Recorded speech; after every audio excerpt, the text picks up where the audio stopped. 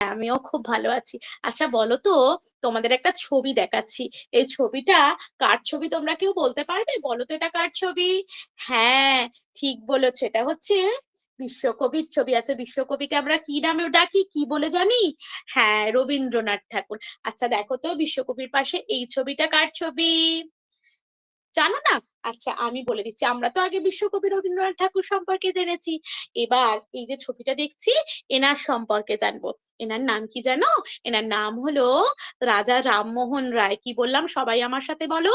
কি বললাম? রাজা রামমোহন রায়। সবাই লেখো দেখি খাতায়। রাজা রামমোহন রয়। ইনি একজন বিশেষ ব্যক্তি ছিলেন জানো। আমরা যেমন বিশ্বকবি রবীন্দ্রনাথ ঠাকুরকে চিনি, জানি, ওনাকে খুব ভালোবাসি, উনি যেমন আমাদের জন্য অনেক কিছু করেছিলেন, সেই রকমই এই যে দেখছো রাজা রামমোহন রায়, ইনি মানুষের ভালোর জন্য অনেক কাজ করেছিলেন জানো। এদেরকে সবাই আমরা কি নামে জানি জানো? এনারা হলেন মনীষী। কি বললাম? এনারা হলেন মনীষী। আগেকার দিনের মানুষের কিন্তু অনেক ভুল ধারণা ছিল জানো। হ্যাঁ, কি বলছো রহিম? হ্যাঁ, ঠিক বলেছো, যে আগেকার দিনের মানুষের অনেক কুসংস্কার ছিল। হ্যাঁ, একদম ঠিক। ওই যে ওগুলোকেই তো ভুল ধারণা বলা হয়। সেই জন্য আমাদের এই রাজা রামমোহন রায়, তিনি মানুষের ভালোর জন্য, মানুষের মন থেকে যাতে কুসংস্কার চলে যায়, তার জন্য অনেক কিছু করে গেছেন জানো।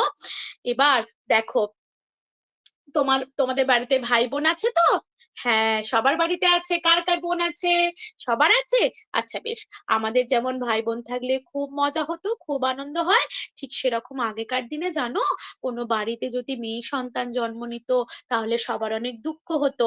মেয়েদেরকে কেউ লেখাপড়া করতে দিত না। এই যে তোমরা সকলে লেখাপড়া করতে এসেছো, ছেলে মেয়ে সবাই একসাথে বসে আছো, একসাথে হাসি মজা করছো, খেলা করছো।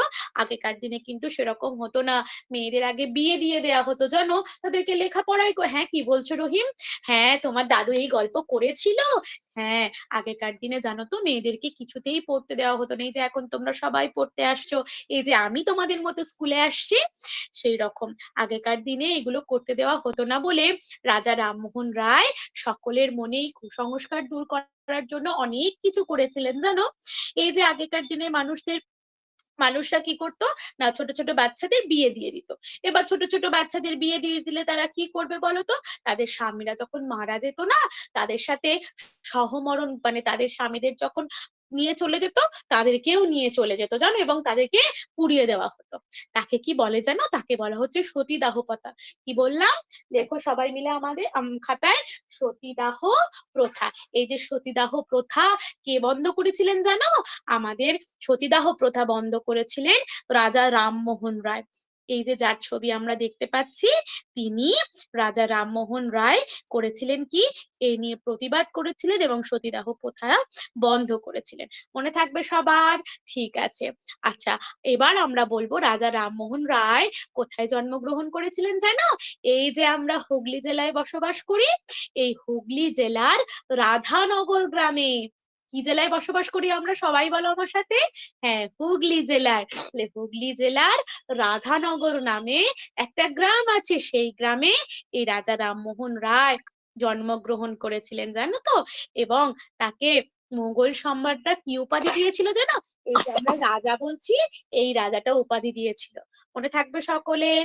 তাহলে আজকে আমরা কার নামে জানলাম, এই ছবিটা কার বললাম, কে বলবে? হাত তোলো দেখি। ও প্রীতম বলবে, বলো। হ্যাঁ, এই ছবিটা হচ্ছে রাজা রামমোহন রায়ের ছবি। ইনি কি করেছিলেন আমাদের? হ্যাঁ, এই তো সতীদাহ প্রথা রোধে আমাদের সাহায্য করেছিলেন। মনে থাকবে তাহলে? বেশ, তাহলে আজকে আমরা এই পর্যন্ত জানলাম।